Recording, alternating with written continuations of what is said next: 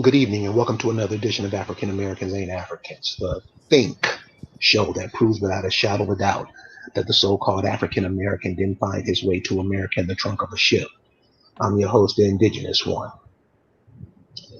This past November, we had an election, and the lady who's about to lead a whole bunch of African Americans, who a whole bunch of African Americans voted for,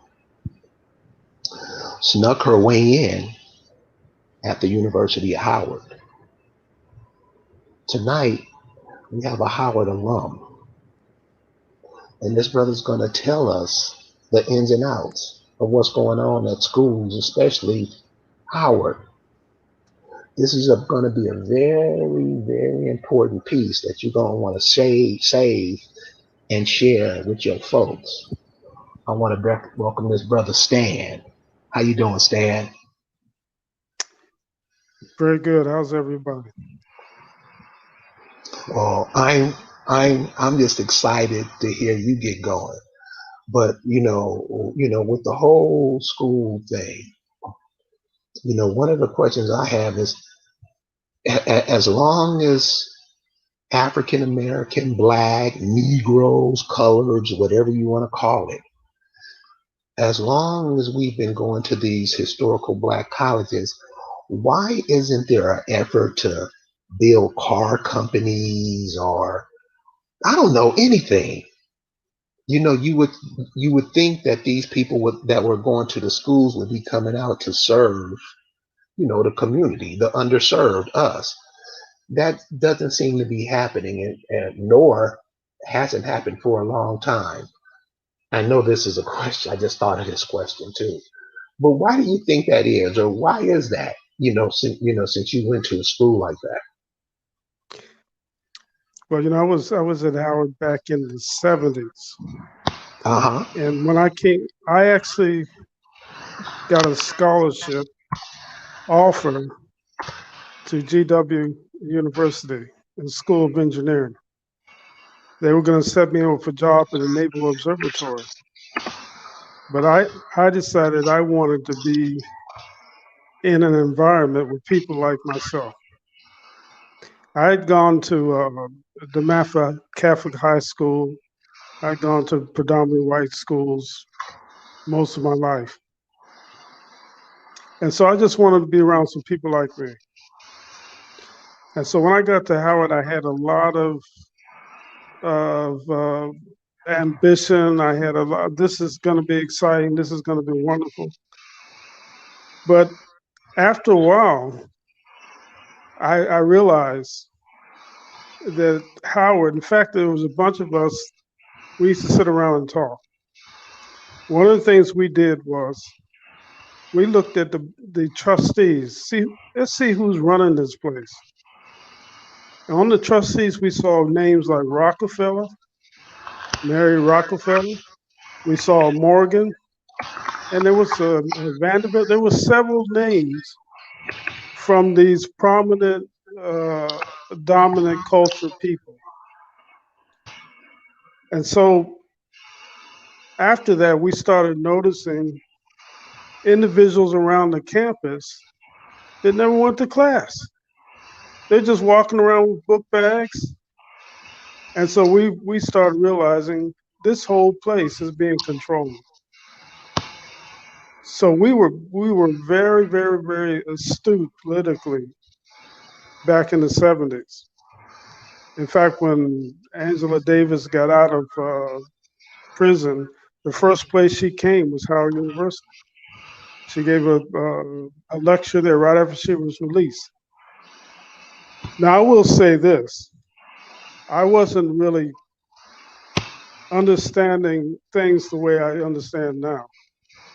Because what I realize now is the whole Black Power movement was something the government really started. I have one of my cousins, a distant cousin of mine. I was talking to her because I had another cousin that I was working on genealogy with, and he passed about 6 months ago. So this other cousin got in touch with me to see if I could give her some information that I got from my other cousin. And we started talking. And she told me, I was at one of the organization meetings for the Black Power movement. She said it was at Yale University. She said she was only 18. H. Rap Brown, Stokely Carmichael, I think Eldridge Cleveland. She mentioned some prominent names. And she said they were just there screaming about Black Power this, Black Power that. But the thing to grab onto is where it started at Yale University. And so what we had with the traditional Black schools, we have the white dominant culture is running those schools. Howard University got the largest federal support of any university in the United States back when we were there. That's something we checked. And so we knew the federal government was controlling Howard University. And so what they do, the curriculum they have at Howard University, everybody was required to take Black history, 2 semesters of Black history. That was totally useless. There was nothing in there. Right. That was totally useless. I was always good in history. I always made A's in history without even studying. But that history, they taught us W.E. Du Bois and the struggle between him and was it Booker T. Washington? Yes. They had some kind of conflict, and these kind of things. But they never taught us anything about who we really were. And as I told, as we were talking about this other day, Howard University has always had a large contingent of international students. In fact, I was listed as an international student. I was born in Liverpool, England, and they had me from United Kingdom on mine because they're getting money from the government for these international students. We had a lot of Africans there, a lot of West Africans, especially in the professional schools like engineering and medicine and dentistry, but also in liberal arts. I know I took courses with a lot of Africans. And you know what the Africans always told us? You're not African. This is right around the time when Roots came out. But they told that to us before Roots came out. I was at Howard University when the Roots series was being aired on television. I refused to watch it because I knew it wasn't true. So you knew before it even came out? Yes, I knew before it came out it wasn't true. Now, I didn't know. It's strange. I didn't know that we wasn't African, but I knew that I was indigenous way long time before I was in high school. My mother told me her grandmother was Cherokee. And so that always stood in my mind. If she's Cherokee, then why am I going around talking about I'm African? I was confused. But I always held on to that because even when I was working for DOD, we used to have these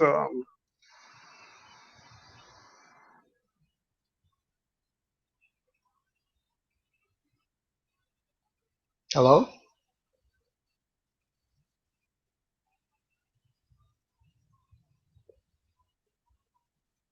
Hello? Yeah, can you hear me? Yes, Dan, go ahead. We would have diversity days at my job. And we had one Native American, I guess, the blue-eyed Indians, the $5 Indian, whatever. She was heading up the Indian.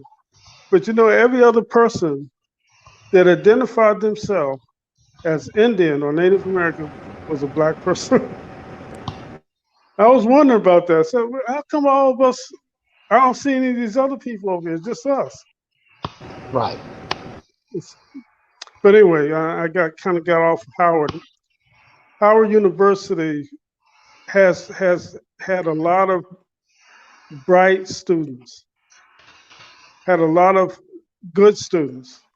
We just didn't have the right kind of leadership from the administration, or actually, when you got a faculty, there was a faculty, because I was in a school of business. There was a guy there at the school of business who was telling the students, don't major in this, don't major in that, you're not going to get a job. And they fired this guy. He was out of corporate America. The guy had 5 master's degrees. Brilliant guy. He was trying to give us actual guidance, what we should do. And the administration, the dean, fired the guy. Because look, if you're in majors, if you're getting out of these majors that are leading nowhere, the major's not going to have many students. And so they're Right. trying to keep the programs running. They don't care whether you get a decent education or get a job after you get out. So that was kind of my experience. Now, with I was there about 10 years before Miss Harris, Camilla Harris. Okay. Um, I would say that with her coming from Howard University, it's really giving Howard a lot of, it's putting them on the front page, and there's a lot of people breaking their necks trying to get at Howard University now. Right. I saw where some athletes, uh, volleyball players, basketball players, or whatever, female athletes, they had committed to major uh, ACC schools. They withdrew, and they're going to Howard now. And so I don't know. I mean, so I don't so know is where so it's going so is because, Howard. Let me ask you this: so do you think yeah, Howard is viable? You know, being what they do? Because I'm sorry, man.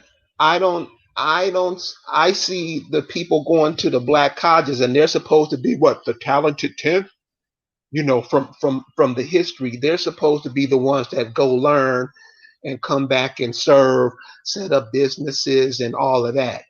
All I'm seeing, and this is from everybody in my family, all I see yeah, is us going to build other people's empire on our land. And yeah. I mean, I think when you're in college or when you're in higher education, that has to cross your mind. it's sad because in my family, I've got a lot of these Ivy Leaguers. But I've got my cousin that died that was into the genealogy.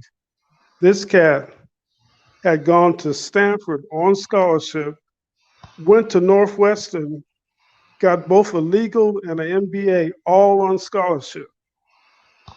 And his niece, my cousin's daughter, went to went to University of Penn on scholarship, got a engineering degree, and went to medical school on scholarship. Now she's a doctor. I can't post anything about medicine that she doesn't come and attack me. So what happens with these people is they become indoctrinated, and they come in and they become agents for the dominant culture in our culture, in our community. That's why when they see a bright young person, they want to grab you and give you a scholarship because then they can indoctrinate you. Now That's all it is, huh? yeah, that's what it is. The black colleges are really totally controlled. They're totally controlled because they don't have the endowment funds that these places like Harvard and Yale and Brown University. You know what's happening at Brown. You heard about what's happening. I'm sure you know what's happening at Brown. No, no, I don't. You can please share with us, Well, though. yeah, you know how Brown University, how the Indians are going after Brown to get their land back. Yes, yes, Brown's been in, yeah, and really, this is across the board. Every one of these places has land that they just annexed, and it's right. because we don't know who we are, and we don't know about those treaties that they are able to keep this land. But there's some people the people in the north, the Indians in the north, seem to be more enlightened than some of the other ones Let, uh, around the let me country. let me ask you this: could that be because when the Europeans came up, they came up through Maine and Canada and worked their way down up there in the north? Do you think that's it? And do you think some of the people, some of the other people in other states could learn from those cats up there? Well, you, you guys have way more wealth of education and knowledge than I do. But I can tell you what I think. Um, and I think I told Lais, Miss Cypress, that in 1989 I was going on an auto trip to Boston. I was going to be working right near Harvard. And my father told me, I had some relatives in Cambridge. He never told me about this all my life. All of a sudden, 1989, he says, the name's Houston. They live on Massachusetts Avenue. Now, back then, you only had the white pages, yellow pages. Right, So I said, well, and he used to go up every summer. He'd go up to Boston and New York, Coney Island, and he would go around with his relatives. But he never introduced me to any of these people. So I got up there, got the white pages out, looked through there, found the Houston on Massachusetts Avenue. I said, well, let me give it a shot. Let me call. So I called. A woman answered the phone. I could tell it's a white female. And she talked to me about 40 minutes about the family. And she said, these are Native American, mixed Native Americans. And she said they're very mixed. And she told me all about the family. And she says, listen, I'm the fourth wife. So she said, I can't get back to your father and all this sort of thing. Well, this guy, I left my phone number. But he never called me. So I just let it go. The husband never called because it's probably about 3 generations between when my father went up there and the person I was trying to talk to. But those people, those Indians in the Northeast, New York, Boston, they had a different experience than the ones I think in the South. Because, like you said, the Europeans first came in the North, and they had what, the King's Philip's War, wasn't that up there? yes, They started fighting the Indians. They started having these Indian wars, and I was telling um, the Cyprus, one of the things, the reasons why they don't talk about those Indian wars is because if they start talking about the Indian wars, they would have to talk about who they were fighting. right, Because the Indians on the East Coast were not the Plains Indians. right. These were the copper-colored Indians, and so they would have to explain why these Indians are not Africans right away. That would come Yes, out. So that's why they do not. And also, they would have to explain that they enslaved these people, start sending them to the Caribbean and other colonies within the United States. yes, So they would have to explain that there was enslaved Indians. That's when slavery started, and they were not. They were prisoners of war as a result of these Indian wars. That would really that would blow up the whole story with Kunta Kinte and all the African. That just from the start, just telling that the story about what happened with those Indian wars, and there were scores of them. It wasn't just a few. There was a lot of Indian wars. A lot. And that's not in the history books at all. So let me ask you this: And why is yes, the African studies or whatever African American studies or whatever? A lot of these basketball players take these courses. What's up with that? well, the basketball players, in my opinion, in fact, I think that I think a few are being enlightened because you got people like Kyrie Irving. Yes. Kyrie Irving has come out, and to me, that's part of, when some of his weird behavior and stuff. He's Right. dealing with some of these issues with the way we've been treated in the country, and Yes. he's dealing with issues from the standpoint where he actually knows the truth, and it's bothering him. That's why he's so weird in his behavior. Right. But don't think that the other players are not talking to him and he's not sharing with them because you see now, I think you see an awareness now that's starting to come up with the players on the grassroots, and this is why they're trying to do some things with the communities and stuff like that that they haven't been doing before. These people Yeah. like Magic Johnson and Michael Jordan, these people didn't really do anything. Yes. They were just concerned about protecting their money. But um, I think it's not so much the courses. It's gonna take a grassroots movement of people giving their testimony. People like Kyrie Irving. That's moving people. I heard Isaiah Thomas make a statement right on the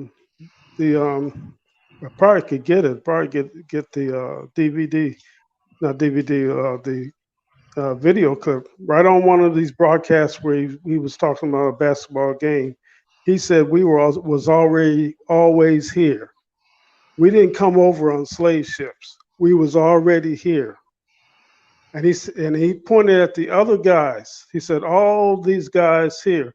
Now he was the only one that had the nerve to say it, but the other ones believed it. See, the problem is these people know that if they come out too strong, their money supply, their jobs, everything will be in jeopardy. And this is Well, really how they get controlled, because all. Listen, have you seen the series with Louis Harvey Gates, the Black Lives series? I I mean, haven't seen it, but I know what you're talking about. I bought those years ago, where he talks to all these different people. He talks to Tina Turner, and he tells them, "You don't have any you don't have any Native American in your ancestors," and Yes. things, and Yes. everyone agrees with him. Yeah. And I said, wait a minute, Tina Turner's mother is Navajo and Cherokee, her mother. Yes. Now you're going to tell me that Tina Turner doesn't know that she's a Native American? Yes. No, it's not that. It's they have to play the game because they're trying to keep the money coming in.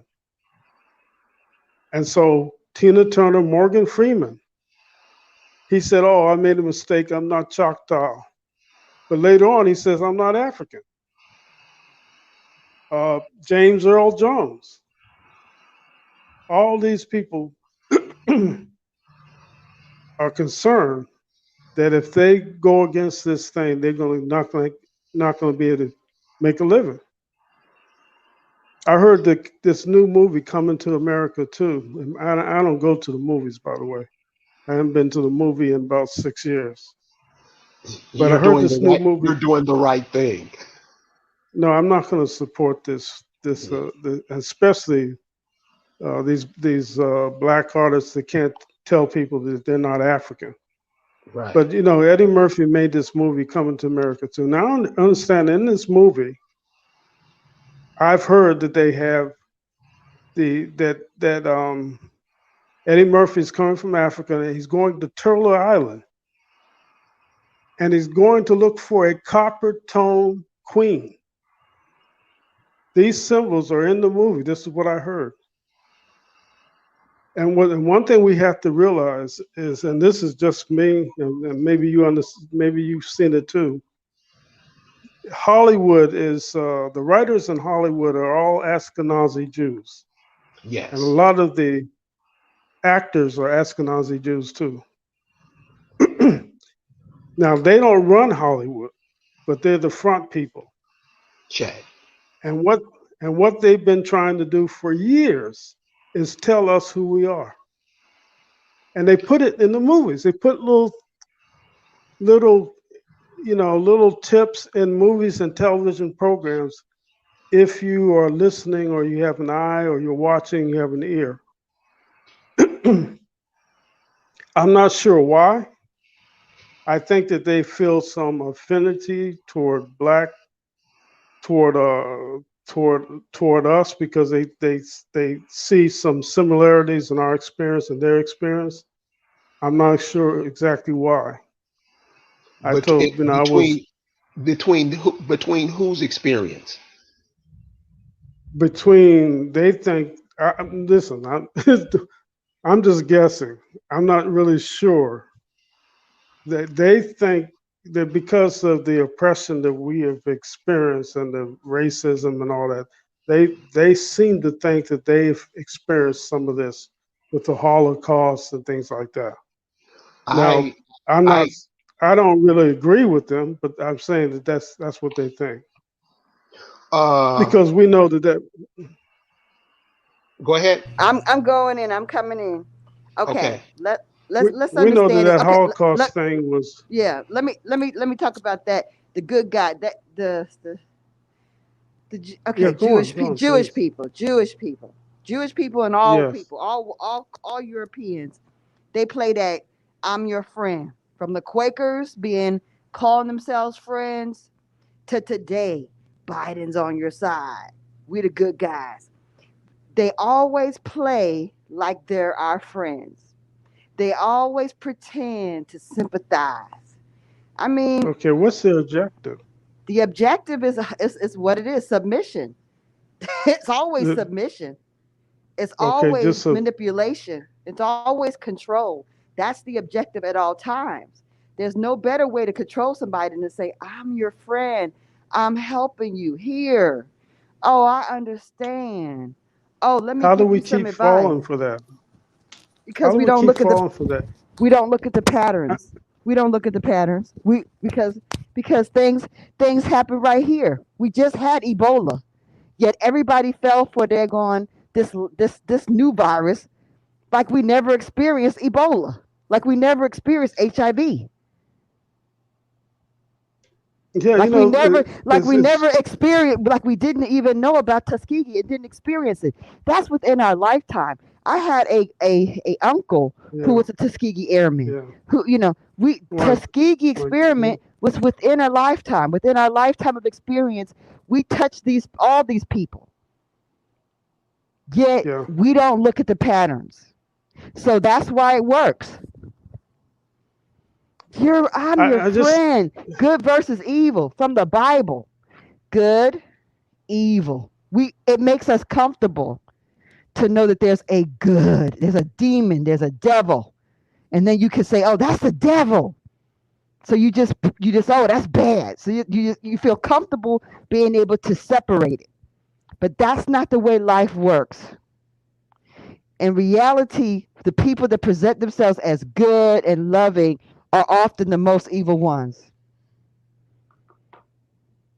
And that's what happens with us and all these different people. the question came up, and I'm telling you, he asked a good question. He said, "How is it that all these people coming out of Howard University, Morehouse University, these universities, and they're not really doing anything for the black community, Right, the Native community?" right. And I mean, you had Spike Lee. He came out of Morehouse, and Mm, Spike became mm-hmm. a producer, and he's really helped a lot of uh, aspiring actors. Mm. Actors. I mean, Lawrence Okay. Fishburne and Well, all these people. Yeah. understand. He helped.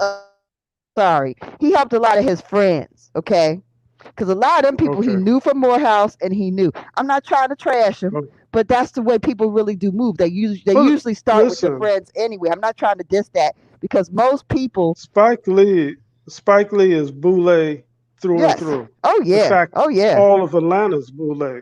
oh yeah, oh yeah, oh So yeah, no, I'm not defending him either. I mean, I'm right, just I right. thought that but yeah, he's a Boule person. These people He's not. are born with a pathway to success. You know, they're born with a card that allows them admission. Okay, so that's one issue.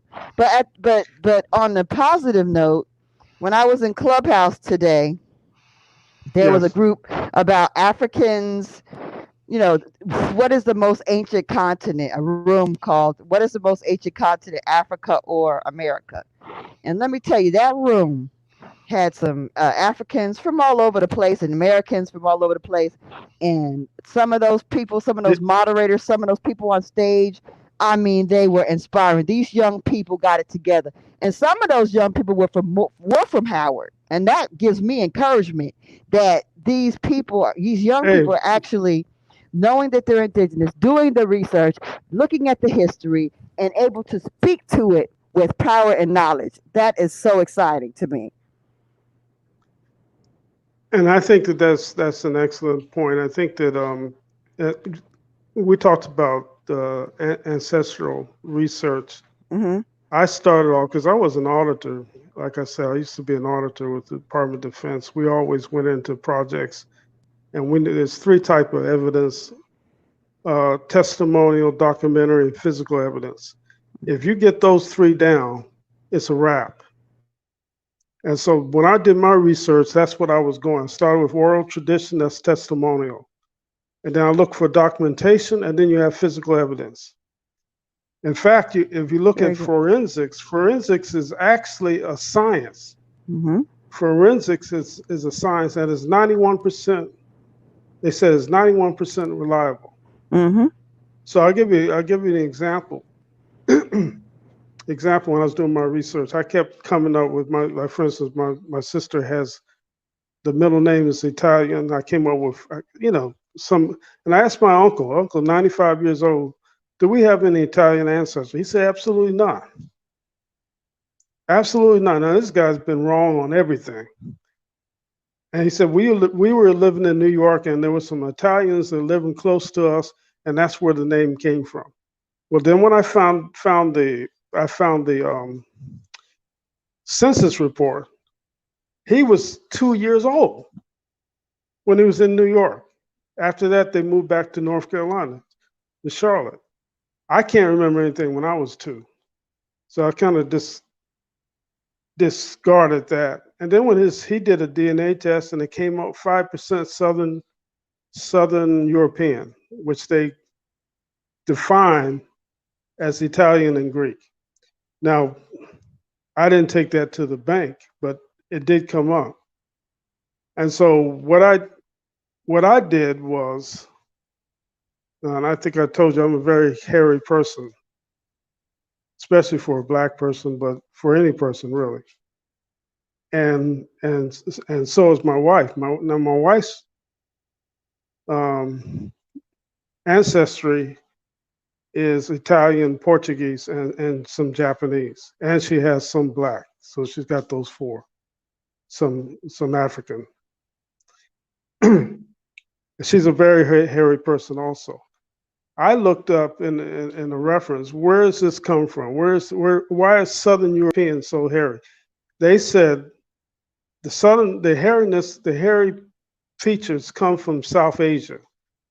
But these South Asian people invaded Southern Europe. Southern Europe is Spain, Portugal, Italy, and Greece. And that's why the people are hairy. Here in Brazil, there's a lot of people from Portugal, a lot of people with Portuguese and Italian ancestry. And I know you see the pictures on the beach. I walk on the beach a lot. A lot of these guys are very hairy, just like me. And so to me, that was physical evidence that confirmed this is kind of what you need to do when you're doing your research. Don't ignore oral tradition and don't ignore the physical evidence. And of course, you're not going to ignore the documentary evidence.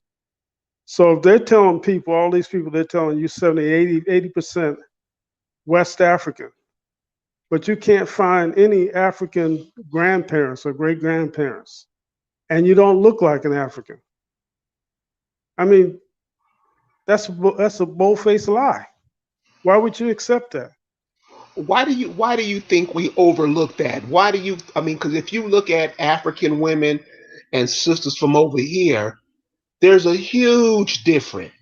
If you It's a look huge at difference. if you look at African men, the athlete, let's look at somebody who we see all the time, or the athletes. There's a huge difference. Why do you think that just goes right over our head? Um, I, I, I I think there's something about, I don't know if it's our culture or what it is. It's something about us that we don't really question things. We don't research. We don't question things. We don't research, and we don't. And the saying says, "Whatever happened to common sense?" We don't use common sense. I agree totally with you. If you look like, I'll give you a good example. Victor Oladipo, you know him? Yes. This guy named Victor Oladipo. He went to the high school I went to, DeMatha. Did you know his teammate was Quinn Cook, the guy that used to play for the Lakers? They were teammates. And Kevin Durant, because all of them are from D.C. area. I used to live in D.C. I grew up there. Kevin Durant. Now, Quinn Cook and Kevin Durant are close friends, but Victor Oladipo and Quinn Cook played on the same team in DeMatha, but they're not even hardly friends. You wouldn't even Right. think they were friends. Right. You see what I'm saying? And Victor Oladipo is not friends with Kevin Durant. These people are all from DC areas. DC is a small So why? city, So why? So why is that? Why is it because that there's a everybody wants to different say we culture. mix? Right. There's a Everybody different says we culture. mix, but then we don't. We don't, and tell the truth. I can look at a basketball player and tell whether he's an African. Right. Victor Right. Oladipo doesn't even look like a Black American or melanated American. I should say black. Excuse me. He doesn't look like us. He can't grow any hair on his face. They try to blend in. They try to imitate. He's got a good game. He picked up his game from playing against other people like us, but he doesn't fit in, and they don't think like us. I mean, they are really into thinking almost like the European, as far as doing their business, getting their brand together, things like that. They have a very predatory, parasitic nature to them. It's very different. Yeah, and see, Um, and the United States is helping them because the United States is allowing them to come in. And I told you, Kamala Harris being vice president of the United States is a slap in the face of every indigenous person in the country. Well, let me This ask you let woman me ask, is, let me ask you a question, man. Because I'm glad you brought that up. So, from my understanding, her brother came over here and got a free ride. I don't know if it was at Howard, but he got a free ride to become a doctor, pretending to be you. She came I over didn't here, know. and everybody knows she went to Howard, and she mixed Yes, in with the sister, them Greek chicks, and yeah. they hoisted her to the footsteps of the presidency. Do you And by think? the way, I'm when sorry. she was a DA, when she was a district attorney in San Francisco, she locked up more of us Yeah. than anybody. In fact, she went out of her way. There's a brother that has a testimony because he sued and got some money of how she pursued him with a vengeance, even though he was innocent, and ended up locking him up, and he ended up suing. He got like $5 or $6 million, but they had his testimony of how this woman, because as a district attorney, you're judged on how many people you put in jail, put behind bars. Check. And she was very, very vigilant about it, but she was putting us behind bars, not these other people. And so I just want to throw that in. But you saying her brother got a free ride, Yeah, he and she he's a also, yeah, she got one yeah, too. But I'm yeah, she saying, got one and too. this is one of the things that gets me, and I think when we keep making a horrible mistake. See, we do shit like push her up through the presidency, Yeah, and doesn't think that, yeah. and we don't think that it's going to have an effect on us later on down the line. Could you hit on that? It's and listen, it's look at Obama. Obama was another one. Yeah. They brought. In fact, if you look at Jesse Jackson and Obama, they were like bookends because Jesse Jackson started in 1988. Jesse Jackson started this African American thing, Right. and ironically, in 1988, the movie Coming to America came out. That was 1988. Ooh. In Ooh. 1988, in 1988, School Daze came out. School Daze came out in 1980, and that was a Pan-African movie. Yes. Don't get Yes. it wrong.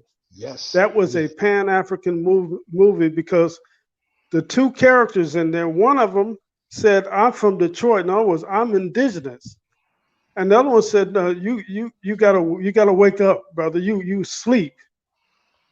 You're really African." That was the other one, Larry Fishburne's character.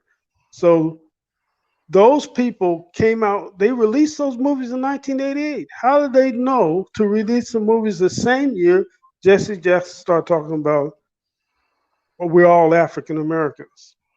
It's a plan. All of them was in on it. But Uh, Jesse Jackson started with the African American thing. Obama, they brought him in as an African American president, and he's the one that signed the legislation that did away with the term Negro, colored, in all federal documents and replaced it with African American. He signed that. And he also how, dedicated the African American Museum. how, George Bush couldn't do that. They needed him, they needed a so called black person. But they're not going to put one of us in office at that level. They're not going to put any indigenous person as the president and vice president of the United States. They're going to bring in somebody. And actually, when they stopped calling us colored, guess who they start calling colored now? People like Miss Harris. yes. She's a color person. She's a person of Yes. color. Do you see that? So Do you yeah, see that as a way of them coming over and trying to replace us? that's exactly what it is. That's exactly what it is. And you see it on like on sports, they have this and I like her personally. I don't have anything against this black female that was from Nigeria, was a basketball player. They made her a commentator, and she's articulate and she gives good commentary. Everything's great about her, but she's actually replacing us. That's what they're doing. They're bringing in these because they're trying to amalgamate the population, black us to get accustomed to being African and all this sort of thing. It's not working. Right. It's not working. In fact, because of those young people that you're talking about, and this current generation, things are going in a different direction. People are doing research. People, you know that Facebook thing we were on was that the indigenous copper colored indigenous American descendants. You know that Facebook um, that Facebook site. Yes. They Yes. made me a they made me a moderator. I don't know why, but they made me a moderator, and so I'm the one that has to approve when people come in to join. You know what I've noticed? What? You got people from Russia, Ukraine. You got people from Korea. You got people from all the world want to join this site. I'm wondering, I don't approve anyone that doesn't doesn't answer the questions. Right. You're supposed to answer. They have some questions you're supposed to answer, including it said you cannot post anything of Afrocentric or Pan African on the site.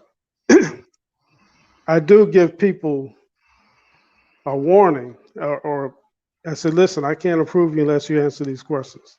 I don't like rejecting people, but some of these people, I'm wondering why in the world,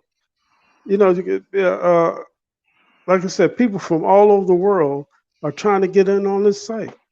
And I'm wondering if all of them are legit or there's some agents. Some people are agents who come in to try to just see what the discussion is or Oh, leave some.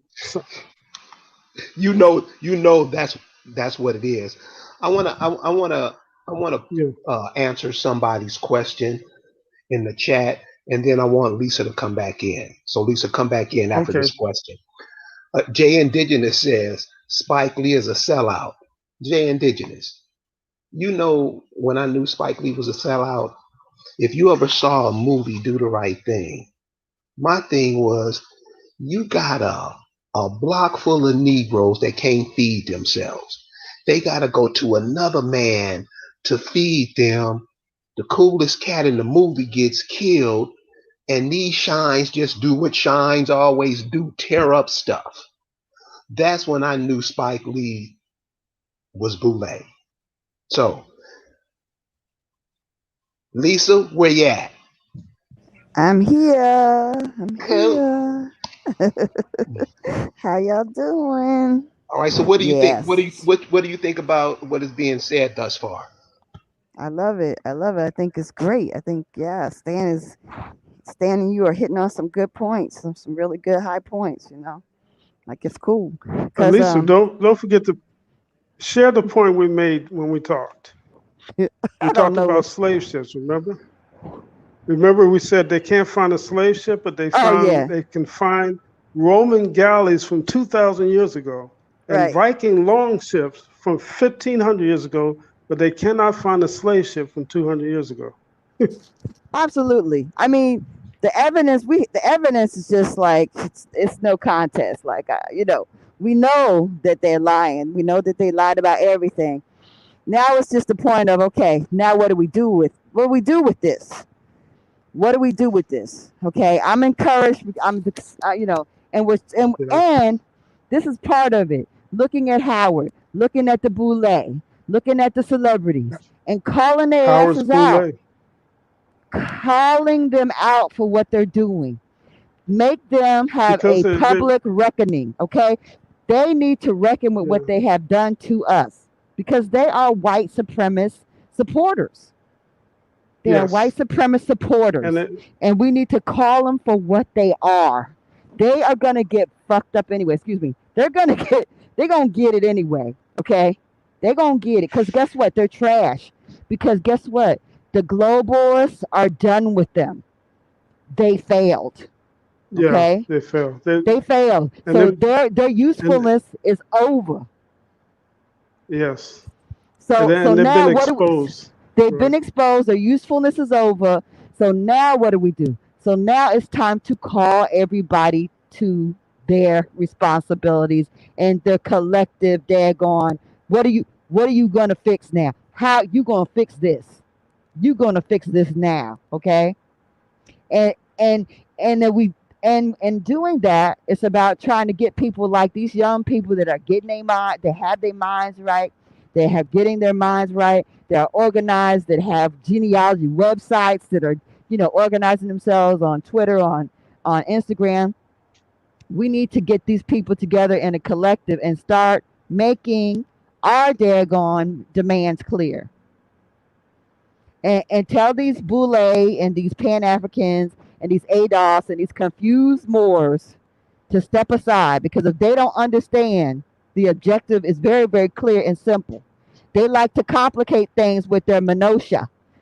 No, don't be complicating things. It's not complicated. You don't got to add nothing to this. We don't need to add no daggone salt, no hot sauce, no nothing. It's straight good. It's already good. We know we are the indigenous people. That is it. Okay. Do your genealogy to find out who exactly you are, and there we go. Okay, everybody else needs to just step aside. I don't really care. I'm not here to fight because somebody said something about Kamala's daddy was Jamaican and he's American Indian. I don't know what Jamaicans are. I have friends that are Jamaican. I don't know what they are. I really don't. Okay, I don't know because I don't know because they had mines there where they might have had to bring Africans in to help with, because when mines cave in, you lose a lot of people, just like in South America when you got gold and stuff like that. When mines cave in, you have to get a lot of people to replace the many people that will die when a mine caves in. So I don't know who and what they are. I don't know. I can't be fighting for people that ain't me. Okay? They need, you know what, motherfuckers. Nobody helped us. Fight your own damn fight. Okay? I can't. Like I said, I got close friends like family that are Jamaican. I got family that's Haitian. I understand that. Whatever. But guess what? I can only fight for who I freaking know, and I ain't trying to suppose on them. If they want to prove themselves, everybody got it. They're gonna do the work. Okay? So supposing that Kamala is American Indian is bullshit. I don't know what her dad is. Just because he's melanated American and, Indian. and lives in Jamaica, don't make him a Jamaican indigenous person. Come on, y'all. Don't be stupid. Yeah. Don't be misled by the complexion. That's what we're doing all the time. Just because they are skin Mm. folk, don't make them kinfolk. That does not make them us. Stop being silly, okay? Let's wake up and be smart. Be smart, okay? And then these people, did y'all see the Roland Martin interview? Okay, where this young man, what is his name, Mister because I tried to look him up, King Randall or something like that. This young man has started his own school, okay, in Albany, Georgia, and Roland Martin just took that boy and tried to just freaking berate him on his show. And Roland Martin looked like an ignoramus. He looked like a complete ignoramus, a complete step and fetch ignorant man. He looked like a disrespectful child abuser because he took our baby and he tried to murder him. And that was disgusting. And what we need to do is when we see people trying to kill our babies, because that young child, that young man, he's only 21 years old. He is our baby. We need to get Mhm. him. We need to get Roland Martin because you don't kill our babies. You don't kill our babies. And the anger, we need to have that anger, okay? We need to get angry because there are people that are doing stuff to us that should make us angry. The fact that they are making a big deal out of this Asian shit, we should be angry because we have endured this Asian abuse for at least 40 years or 50 years, okay? More than that. They treat us with disrespect. Mhm. They come in our neighborhoods. They daggone act like predators and freaking daggone parasites, and they disregard us. They wipe their feet on us. They don't put anything or put anything into our communities, and we sit up there and let daggone people tell them they're being abused. What? Stand up and say something. What's wrong with y'all? So, but Lisa, isn't okay? Would you say, because this is where I'm at on that. So trust me, I'm a Latasha Harlins fan. I don't do nothing with the Asians. But since we put so much money in their pocket, since they have something that Yeah. most of us covet, isn't that our fault? Because they don't spend their money with us. Baby, I'm not saying it's not our fault. Okay, it is our Yeah. fault. We're Yeah. stupid as hell. But the real reality is that they do it, we permit it, but now there needs to be, you know what? It has to be a part where we hit a wall. We should be hitting the wall right now. Our head should be bloody. Well. Because let me tell you, the fact that they're acting like these people are victims is outrageous. And the fact that there are no bodies and there are no crying families and there's no real evidence that Yeah. anybody was even murdered. Y'all should be lit. What is this? This is, you Yeah. know what? When Yeah. they started, when they started this pandemic, that was already agreed upon that they were going to reward the daggone Chinese. Point blank, period. This is just a payoff. They're getting privileges and benefits as promised. And then Boy, that's because they blamed the Chinese on purpose, that they also, oh yeah, we're gonna recompense you. We will recompense you, okay? And they planned that, okay? The recompense was gonna happen, and they thought there was gonna be some abuse. But guess what? Nobody abused them because of their daggone disease. Nobody was out trying to lash she's out at Chinese people. But it's so they had to make up a scene so they can voice the outrage, and then they're going to justify the recompense. This is bullshit. I she's need y'all to hit she's your heads going on the deep. wall and Mm. think about this shit. I need y'all to get She's mad about this shit. yeah, she's going deep. Y- Listen, let me interject this point, man, and we'll get back to what she's saying. When you were saying why aren't we the people coming out of these black schools doing anything? You remember BET? You remember the guy that started that? You remember when Black Entertainment, this guy named Johnson or something like that, Black Yeah. Entertainment Network? Yes. When he started rolling, what did they do? They came in and bought him out.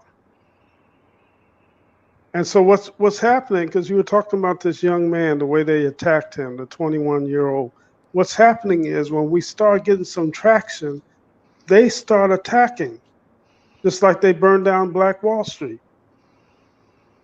This is a reoccurring this is a reoccurring event Right. There's always that patterns. and These you are know patterns. Yeah. what These are these are what you're patterns. saying about the yes, it's a pattern, and so it's a reason. Yeah, some of it's our fault, but there's also some attacks coming from within and from without, and It's that's what not you're even talking some about. attacks. No, we have we are under terroristic threat and Constant a attack. Yeah. constant war. It's a constant battle, a constant war. It never freaking ends. It's one terroristic bomb threat, one terroristic action. They are taking action on us. These are daggone strategic moves. They are happening all the freaking time, and we aren't even cognizant of it. So, what I need people also to be conscious of what is happening when it's happening. Understand this whole innocent little, oh, the Asians are under attack. They ain't fucking innocent. This ain't innocent. This was a promise given to people to help in the effort to annihilate the indigenous people. And it didn't work. Yeah, It and what do didn't you work. think about these vaccines? What do you think about the vaccines?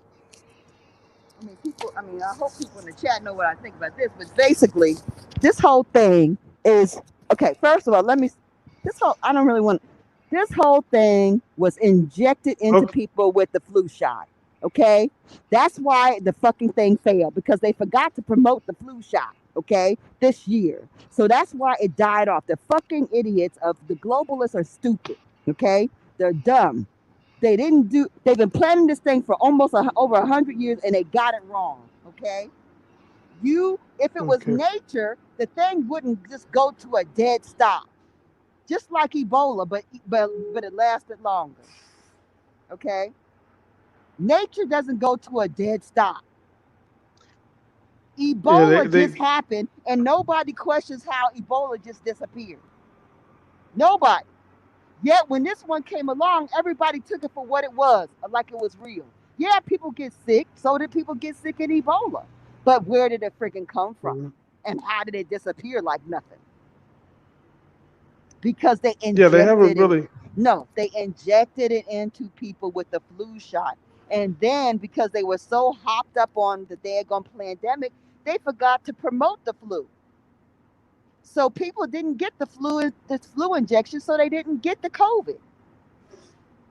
So now Mhm. you got COVID disappearing. Period. A failed attack. A failed attack, man. Understand that. People that had other like comorbidities that were weak in their immunities, yeah, they died. They got rid of a whole lot of Social Security people. They got a lot of their Hispanic people. I mean, they Mhm. killed more Hispanic people than anybody, and nobody talks about that. They so set on us dying, telling us that we're dying, casting spells with their daggone words. You're gonna die, niggas, colored people, African Americans. You're gonna die. You die the most. You die the most. You die the most. Really? No. They say that because they want that. You know, in this country, they had the Oxford um, vaccine and the Chinese vaccine. I did some research. I said Oxford. Let me see who's behind Oxford. You know, and it came out it's the Gates Foundation that actually funded the research for the Oxford vaccine. I mean, you could almost guess because if you're trying to get some credibility, you know, they don't have any credibility. They're gonna pick somebody they think that you're gonna trust, and that's why they picked Oxford. But that's interesting. What you're saying about the Asians and the Chinese is interesting Well, you have to because understand these things that are happening. We got to see them when they're happening and nip them in the bud. You don't want to wait till all of a sudden they have inundated us and they have all these benefits and rights and protections, and all of a sudden it's a poor Asian and ain't nobody caring about while your daggone kids are being sent directly to jail from middle school and high school. Nobody cares about that. Nobody cares about that. Nobody cares about all the daggone cultural and all the daggone criminal daggone setups we have in our community, all the drugs they pump in our community. Do you know who was telling me this? I was talking to a brother the other night. Who was I talking to? A brother from Baltimore. He was telling me, and this story repeats itself all around the country, where people will tell you clearly that there were truckloads of guns just set in the black community for us to find. Truckload of guns just dropped off. Just open yeah, trucks. I heard a guy from Chicago say that. Right. A brother from Baltimore told me about that. And we know, and if anybody knows anything about Baltimore been battling heroin forever. Okay? They've been trying to kill them daggone Baltimore Negroes, Negro Indians, those daggone Baltimore copper colored Indians forever. Okay? And the fact Yeah, that you would have a truckload of guns and just leave it there and then let them have it at itself. And the brother was real deep because the brother said as he searched his genealogy, he realized most of the people that lived in Baltimore was related to each other and don't know it. See, we are clans, we are we are communities, we are nations, we are kingdoms, and we don't realize you killing your own cousins, your own kinmen. We don't even know that. Okay? We don't See, I even think, know that. And we don't know that they're setting us up. That the guns, they're leaving guns and they're leaving drugs just for us to find. That's how it is. Just like they set them bricks out in daggone Atlanta and then acted like the people in Atlanta were throwing bricks, but they had actors and daggone paid people to throw the bricks and they had people delivering the bricks to throw. Come on, y'all. Get mad. so Lisa, yes, why do you think it's we're not? It's like we just have a I don't care attitude about it, or we just shrug our shoulders about it. Why do you think that's so prevalent? Because we want to be sleep. We want to sit up there and we want everything to be nice. We don't want to think about how daggone evil the world is and how these terrible things are actually terrible things you have to actually do something about. Because let me tell you something. If you have to, people don't want to have to do nothing. They want things just to be good. They want to go back to how it was. They want to be able to go to the club, pop some yeah. bottles. They want to go to I think church. They want to come home. They want to watch some daggone movies, pop some popcorn. They want to go to the mall, buy some things. They want to go shop at daggone Home Depot. They want to buy something at daggone Nordstrom's. They want to show off their new ride. They want to live like they like to live. They don't want to have to think. Okay, and what they want you to think is that you should have a father knows best life. But these daggone Europeans ain't having no father knows best life. But guess what? We could have a very paradise life if they weren't actually creating hell for us. Most of the things that we go through that's negative is created. It's manufactured by man. It ain't natural. Yeah, we're not really picking up on on what's being done directly to us. You know, and there's many people. You think about this. You know, this guy, what Colin Kaepernick or whatever his name was. Oh yeah. He's he sacrificed a lot to make a statement. He can't get a job anymore. You know, he did Oh, sue the oh, oh, no, NFL, no, but no. I don't know about Colin. Guess what? Right before they're gone, the pandemic, they killed Kobe, right? They killed Kobe and his daughter and his friends. Okay, why? Because they wanted to let all the athletes and celebrities know to shut the hell up, shut the hell up, or this could be you. You could be a Kobe too. And so ever since that happened, have you heard anything from Colin? No, the hell no. You ain't heard nothing from him.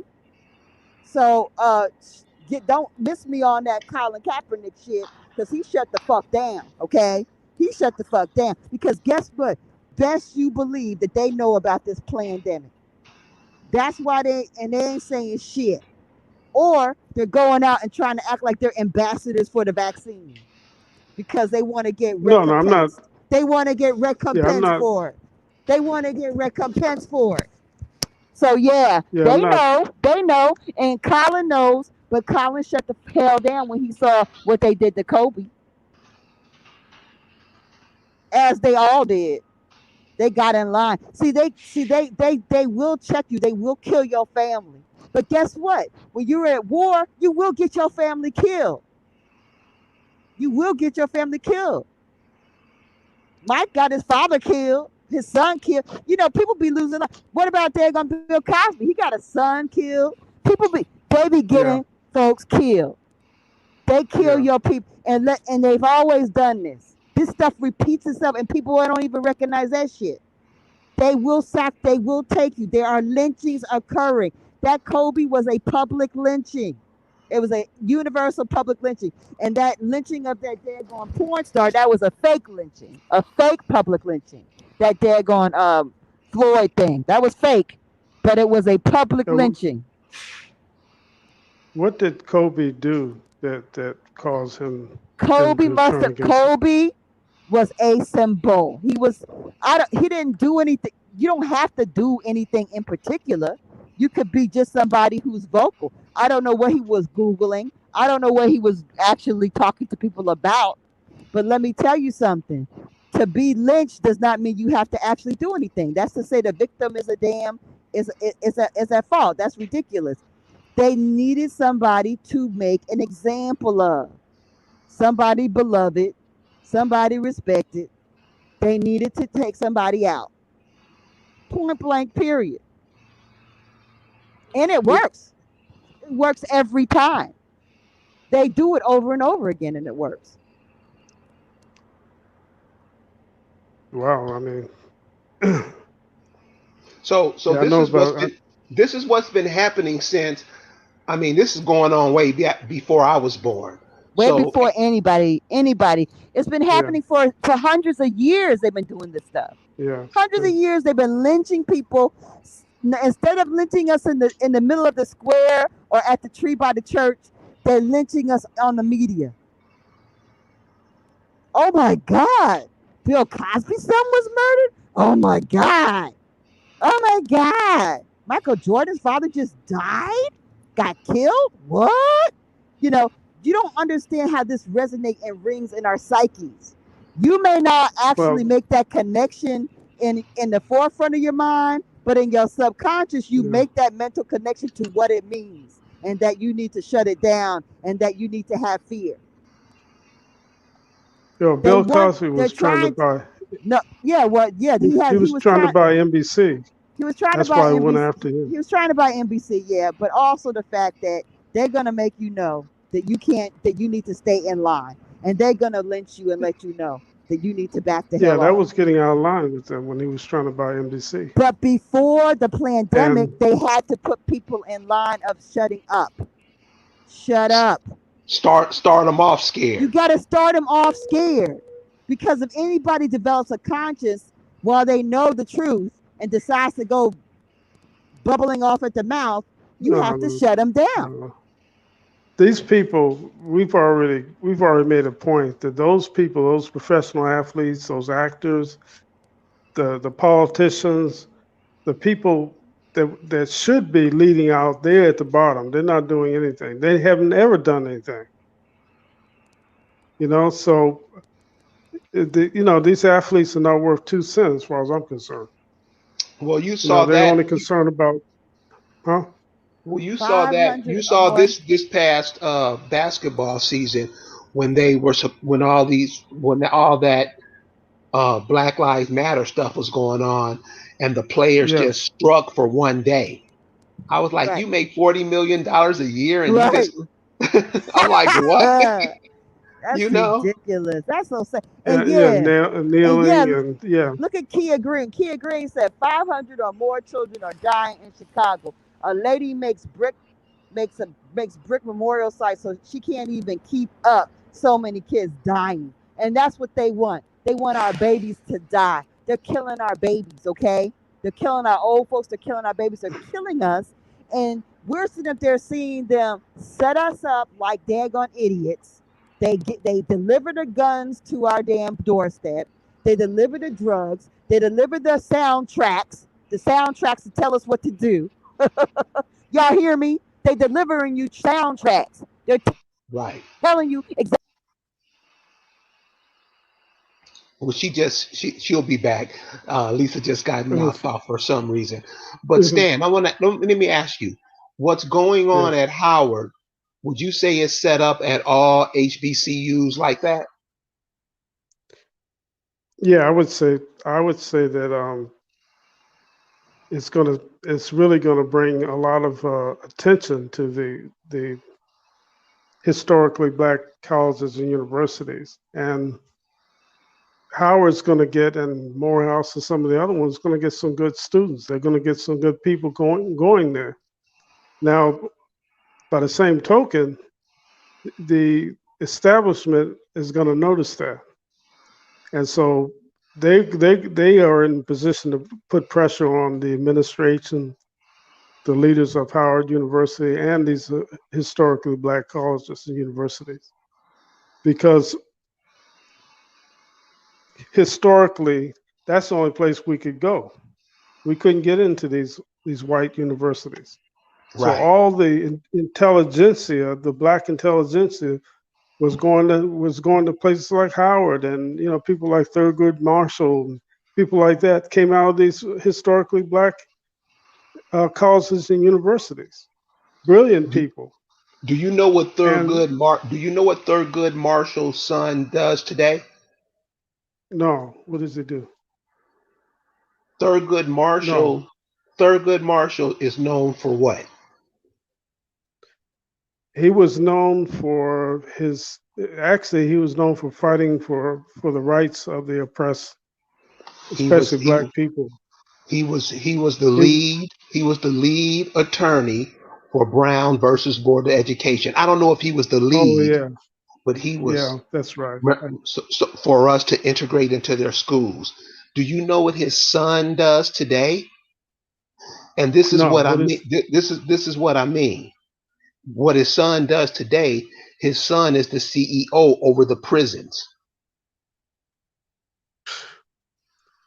So Yes, that school to prison pipeline, that shit is for yeah, real. And yeah, most of us, you tell the average person that you tell the average college graduate that, they'll look at you like a deer in the headlights. What does that got to do with me getting my paper? This is how we're in, all of that. But you were saying, I just want to put that in about Thurgood I didn't Marshall. know. Yeah, I mean I didn't. we don't know. We don't I I did. mean, when you really look at the so-called African American Black Negro community, what do we know? We only know what somebody tells us, because we damn sure don't think. No, we don't think for ourselves, I and mean, at they're all. counting. And they're counting on that. I heard something really. Did you hear? I heard Dane Calloway said this, and it struck me like a bolt of lightning. That with Muhammad Ali. I remember when he used to come to Howard University and talk, and he's all over the place. I was at Howard when he was really doing well fighting. Calloway said that they took him and they put him into a training facility where all the walls were full of lead. And you know what lead does to the human body? What? What's that thing that he had? What was the problem that he Parkinson's. had? It causes Parkinson. Yes. I think that's what he Look it had, up. Parkinson's. He got Parkinson because some of his handlers, his trainers, had sold out. Sold out. Muhammad Ali one time was the most popular man in the world. Right. And he would say what was ever on his mind. Unfortunately, he didn't know the total truth. He didn't know he was indigenous. He thought he was African. Right. But you can look at the man and see he's indigenous. Right. You look at his mother, his father. But they put him in. When he was training for fights, he was around lead, and that's why he got Parkinson. And he got Parkinson because they wanted to shut him up. Yeah. When he retired, he would have. He would. Could you imagine what if a person like Malcolm X would have lived? If a person like Muhammad Ali would have lived, the things, the information they would be putting out for the youngsters. And Dr. King and he was starting to call for a check. He said, we're going to Washington to get our check. When he started talking about money, that's when they had him killed. Yes. So Stan, what do you see? Yes. What do you see coming out of the HBCUs next that we should be aware of? Well, with the HBC, I see them becoming more popular, especially Howard University. And with Howard, with the popularity of Howard, like when I was there, it was pretty popular. You're going to see more control. You're going to see more control and more, because what's happening is the mainline universities are not as big a deal as it used to be to go to these different places, Harvard, Yale, and all these places. Some people are saying, listen, I can get a good education at this HBC and go to grad school at Harvard and Yale, but I want the foundation at the historically black universities and colleges. And because of that, because they know that people are moving in that direction, you're going to see more control. You're going to see more control coming to Howard University from the federal government. Now, is that just going to be Howard? Is that all of them? No. All of them. I just use Howard because that's where I went, and but all of them, Morehouse and all the rest of them. Right now at Howard, one of the things they were doing, I was there because of money and whatever, they were pushing to get more international students. That's why we had so many Africans and people from the Middle East. We had a lot of people from Iran and India, places like that. Right. And and we talked about it. We were talking to some of the administration, people who looked in administration, and we questioned everything when I was there. And one of the things they told us is the university is getting more, the government gives them more money if they get more students, international students. And see, the international students changes the university, the mindset. It changes, because you had contact with these people. It's not that you become friends, because the Africans wouldn't do anything with us. They didn't attend the football games. They didn't attend any of the social things that we had as the university body. The only time you saw them was in the class. They didn't want anything to do with so-called Afro Americans. We had East Africans and we had West Africans. The East Africans were even more biased. The Ethiopians and people from they were more biased than even the West Africans. The West Okay. Africans at least talked to you, but they didn't have much to say. They tell you you're not African. That's what they tell you. Oh, they But yeah, wanted to. I really see the historically black universities coming under more control because uh, as I see more people going in that direction, especially ones, and what they control is the curriculum. They control really what's being taught, what the professors are able to share, and so forth and so on. And because when I was taking Black history there, it wasn't worth 2 cents. Didn't tell me anything. I So learned what I more understand talking. now, what I understand now is a lot of the Africans are teaching African American studies. Wow, my goodness. Yeah, that was it wasn't that way when I was there. In Yeah, Well, fact, they. really, well, when I really, if was you think about it, Africans are replacing us in everything. I mean, what about that guy who bought a that's plantation? I think in Louisiana, and he got a guy from a professor from Africa to be like his curator of his museum because he brought the plantation and he made it into this like this dedicated to black slavery, and they got all these statues of these people that are naked and bent over, prostrate, looking all freaking sad and being whipped and stuff, and then you got this African guy from Senegal or something telling you about how they were brought over. I mean, this is how they do it. I mean, first of all, they're taking our actual lives, our jobs, our livelihood, our benefits, our education, everything that our children should be getting, they are taking. And y'all are all happy about it, applauding. Kamala, yay. You're stupid. You're idiots. You yeah. dummies. I Okay, they're I replacing agree. it. I mean, I'm here I took working around the country. What do I see? Where are my copper colored nurses? Where are they? Where the hell are they? I am being surrounded by 40 or more people from foreign countries. Actually, I could say the majority of people are foreign. I don't even see daggone European damn nurses, actually. mm, Everybody's foreign.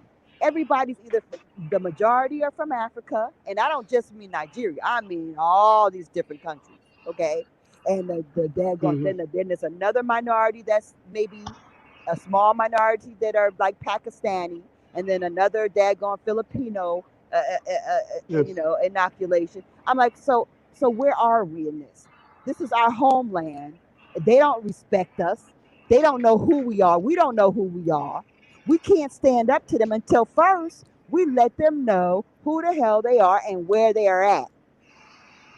Let me tell you, when we as people get around these folk, whether they are, like I said, whether they are our neighbors that are Mexican, whether our neighbors that are Jamaican, where there are neighbors that are Haitian, whether they are invaders that are African, invaders that are Filipino, invaders that are daggone any kind of Asian, we need to let them know first of all who they are dealing with, who we really are, how they have been given a false history, we have been given a false history, and whose land they are enjoying. Okay, and then we need to go about trying to get a tax off of these motherfuckers. Okay? We need to get some damn money. Okay? Because you don't come here and do commerce in our homeland and not pay the people. Okay? That's That's some right. bullshit. We need to get some fucking money. They coming here and bringing their daggone money back to their countries. Okay? They building their daggone empires and they're going setting off their people for generations. And you mean to tell me we can't get a tariff on their asses? We need to get to work. Stop being stupid and start working, y'all. We got to get working. Make some actual moves. You fighting amongst each other, talking about people who are daggone rapists and shit, or trying to be rapists or halfway. Motherfucker, stop being petty as shit. Okay, stop worrying about things as people's personal past that you weren't there to witness when we got real shit that they're going to accomplish here. There are a lot of people who are better than that and can do better, and we should build better and do better. We should know better. And if you don't know better, get the fuck out the way. If you can't do better, go sit down. Because guess what? Happy as I am to say it, there's some smart young people coming up who's gonna do better, who are already doing better, who are already sounding better, who are already working better, who are already building better. So it's happening. They can't nobody stop this. This is happening. So if you guys not down with it, you about to get ran over. Stan, we coming up to the end of the Hmm. program now, and I want to thank you Yeah, for sharing that with us, because a lot of us, we only believe what we're told. We don't think about stuff, because I've been telling people for the past 20 years that the CIA, I mean that the Black Panthers was a CIA setup. Everybody laughed at me, dogged me out, and then when I'm like, dude, just look at the organization. That's all you have to do. absolutely, That's all you have to do is look at the absolutely, organization. And we don't do that. We Right. just whatever somebody absolutely, tells us, yes, boss, and we go along with our lives. So absolutely. that so Uh, yeah, you're spot on. You're spot on. We were talking about that just the other day. Because it started at Yale University. I felt like those all those people, Stokely Carmichael, all of them. I don't know about Angela Davis, but they're all they were all government operatives Mhm. they were, sitting in the community. Yeah. Stokely Carmichael. I'm gonna show you how whack he was. This when I found out the whole African thing was a joke. First of Okay. all, Stokely Carmichael stole the term Black Panthers from down there in southern Alabama, because the people who were trying to get their voting rights, that's what they called themselves. Stokely Carmichael's from Trinidad. And notice that they always use foreigners to tell us who we are, and we always go for it. Then Stokely Carmichael said something one day, and this is when I knew the whole Africa thing was a sham. Stokely Carmichael was talking, and he said they bought 300 million Africans over here. 300 million. Three Oh hundred. I no. mean, you can Uh-uh. find the speech somewhere. He said 300 million, and I was like, well, if they bought 300 million people, how were they able to repopulate so fast? If they took It 300 young people, childbearing people, people just in the middle of working, just starting their lives, how could they repopulate so fast? Man, I was asking that question I still asking and still haven't got an answer yet. Yeah, the other thing is, if you got boats taking these people over here, plus you got all these Europeans coming, how many boats do you have to bring Right. all the damn Europeans over here? They act like they had like, do you know how long it takes and what it takes to make a build them damn wooden boats and shit? You can't just have, you Yeah. don't just have Right. disposable endless amount of No, they boats. Okay, so you're bringing all these Europeans, and it's a lot because in order for them to have as many Europeans as that we have here today, they brought a whole lot over, a whole lot. So you mean to tell me that at the same time they bringing them, they bringing us over? How is that possible? you know they on slavevoice.com. You can go to slavevoice.com. They revised that figure. You know what the figure They, is? you know what they need to do. 92,000. 92. I didn't know it's going that 92, low. not 10.6 million. 92,000. Oh, they really trying. Guess what? It's less. It's not even that. Not even that. Right. Okay, it's not No, even no, that. no. 92,000 Africans were brought to the New World. We're not talking I about know. United States. I know. But I know. And so you're talking about everything, even South America too. Yeah, because that's only people they could document. So we're talking about Wow. 3% to North America. That's less than 3,000. Less than three If you thousand in North divide that by America. 400 years, that's 8 Africans a year. That's not even a baseball team. That might be. That might be. That might be accurate. That might actually be accurate. If anything, yeah, that might be accurate. Oh wow, that's crazy. Well, let me say, oh, you know what? Guess what? They need to realize they gotta surrender. They are failing at every daggone assault. These are assaults, okay? These are military actions they're taking against us, and they are failing, okay? They did not win, and they are not winning, and they're not going to win. So they need to They, start, the negotiations need to commence now. you know. We need to start Listen, negotiating. let me leave you with this thought. What we need in this country, and I might write a letter to Congress. We need a truth and reconciliation commission, just like they had in South Africa. Yes, yes, A that's truth and right. get this history right.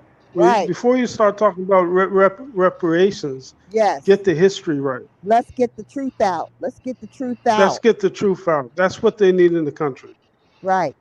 And in the world, because all these daggone countries are actually along, they playing along with the game. They are all actually part of this. Everybody is participating in this whole lie, this whole sham, and everybody needs to have the truth be out. Everybody, because they hiding stuff. They hiding our riches. They're hiding our daggone artifacts. They're hiding everything. Okay, so give it up and stop lying. They're in the basement of the Smithsonian museums. They're in the They daggone. got they, They're in the Vatican. They're in the daggone Queen's Castle. They're all over the in the place. Vatican. Yeah, yeah. But Hmm. they're well aware that we're not African Oh, they people in are. other countries. They're Yeah, well aware. As we yeah, are the only ones that are not aware of. yeah. Those are the people.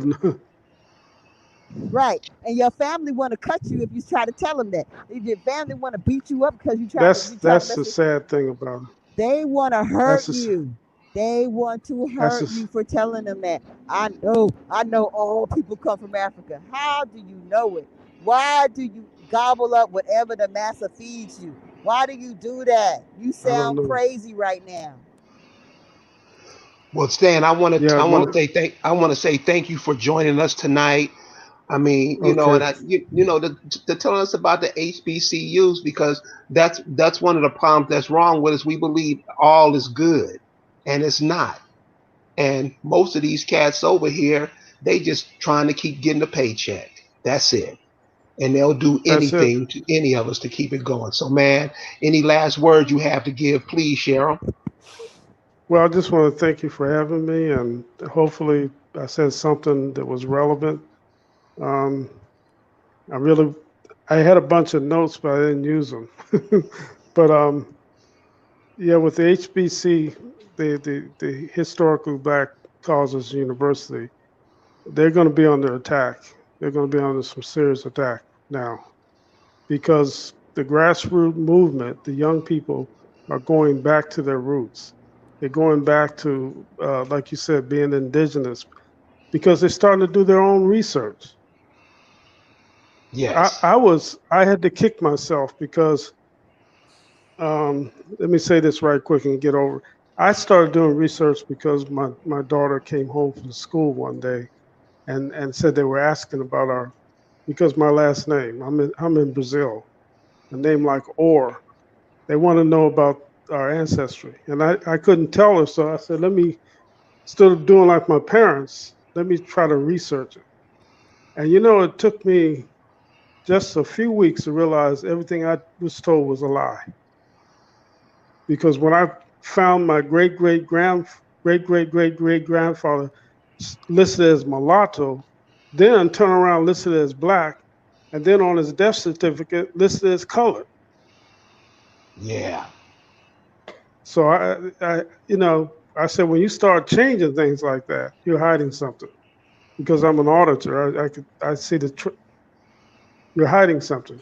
Why do Right, you keep changing this? right, right. And And, so yeah, and when you look in your family's genealogy, you'll see things like they'll add on other people's last name. They'll put your last name and add it on to their last name, and then they try to. That's how they become you. I'm a Robinson Bagwell. yeah, You ain't no damn. No man has got two last names that is not Hispanic or Latin. You in Virginia Yeah, are not a yeah. Robinson Bagwell. You're a damn Robinson or whatever the hell your real name is. And you added on to Bagwell, and you might not even be a Robinson, but whatever it is, you falsified that so you could pretend to be my colored ancestor.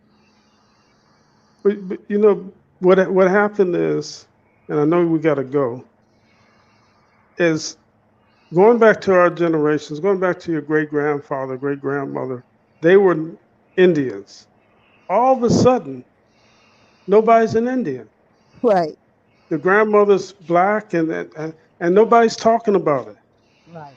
When my great uncle was talking about Blackfoot being in our family, and he was almost at a whisper. This is 1992. It was almost like he was afraid to talk about it.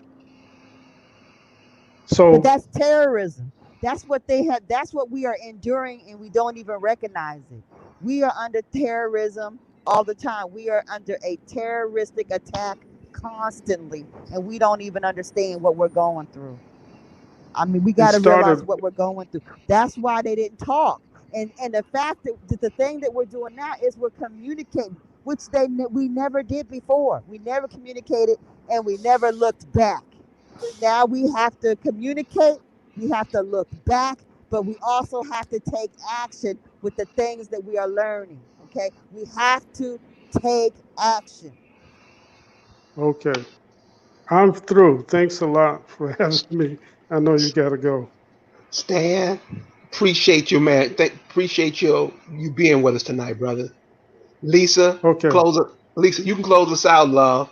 T- Let me tell you, I want to say to Howard University, we coming, baby, we coming. The American Indigenous Council is coming to see you. We're coming. African Americans ain't African. We coming to see you. We want to hook up with our indigenous people at Howard University. It's happening. We linking up. We're gonna make this happen. We're gonna link up people that don't get along, people that don't know each other, people that don't like each other. I don't care. We're gonna make this happen. Howard, we coming. We coming for you. Yeah, I want to so, listen to that program. Please let me know when that comes on. so you hear Lisa You say it, can and you, you and you can light a know, fire over there. That'd be great. yeah. So you hear Lisa talking, and you know when you got that mama's voice on you. You know whatever mama say, you do. So I want to thank Lisa for introducing us and for bringing us Stan, because he told y'all, man, these all this stuff that we into, all this religious and economic, that's they stuff. Isn't it about time we do things our way? Think about that. I want to thank everybody for joining us tonight, and we'll see you tomorrow night. Peace. Peace.